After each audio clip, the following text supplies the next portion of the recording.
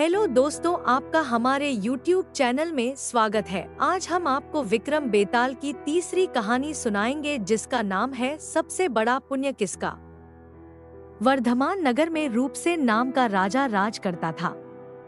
एक दिन उसके यहाँ वीरवर नाम का एक राजपूत नौकरी के लिए आया। राजा ने उससे पूछा कि उसे खर्च के लिए क्या चाहिए तो उसने जवाब दिया, 1000 तोले सोना।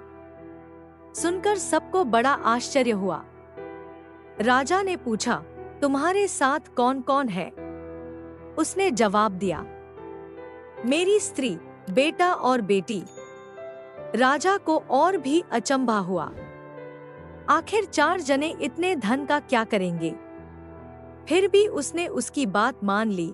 उस दिन से वीरवर रोज 1000 तोले सोना भंडारी से लेकर अपने घर आता। उसमें से आधा ब्राह्मणों में बांट देता, बाकी के 2 हिस्से करके एक मेहमानों, वैरागियों और सन्यासियों को देता और दूसरे से भोजन बनवाकर पहले गरीबों को खिलाता। उसके बाद जो बचता उसे स्त्री बच्चों को खिलाता, आप खाता। काम यह था कि शाम होते ही ढाल तलवार लेकर राज के पलंग की चौकीदारी करता। राजा को जब कभी रात को जरूरत होती वह हाजिर रहता। एक आधी रात के समय राजा को मरघट की ओर से किसी के रोने की आवाज आई। उसने वीरवर को पुकारा तो वह आ गया।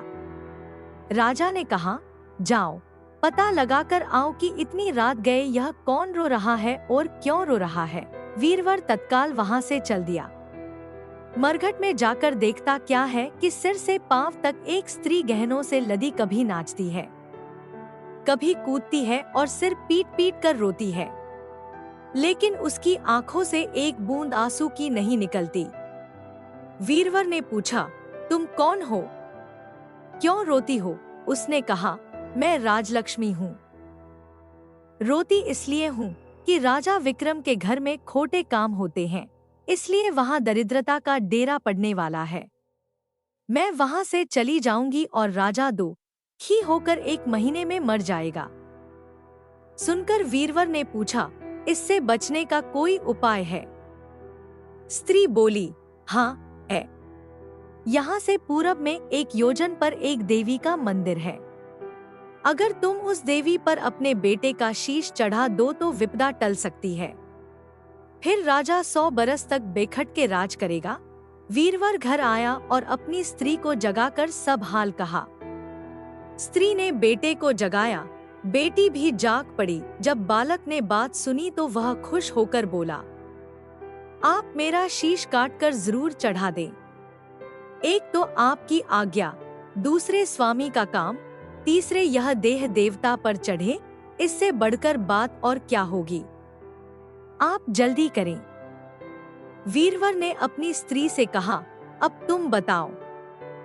स्त्री बोली, स्त्री का धर्म पति की सेवा करने में है। निदान 4 जने देवी के मंदिर में पहुंचे। वीरवर ने हाथ जोड़कर कहा, हे देवी, मैं अपने बेटे की बलि देता हूँ। मेरे राजा की 100 बरस की उम्र हो। इतना कहकर उसने इतने जोर से खांडा मारा कि लड़के का शीश धड़ से अलग हो गया। भाई का यह हाल देखकर बहन ने भी खांडे से अपना सिर अलग कर डाला। बेटा बेटी चले गए तो दुखी माँ ने भी उन्हीं का रास्ता पकड़ा और अपनी गर्दन काट दी। वीरवर ने सोचा कि घर में कोई नहीं रहा तो मैं ही जीकर क्या करूंगा। उसने भी अपना सिर काट डाला। राजा को जब यह मालूम हुआ तो वह वहां आया।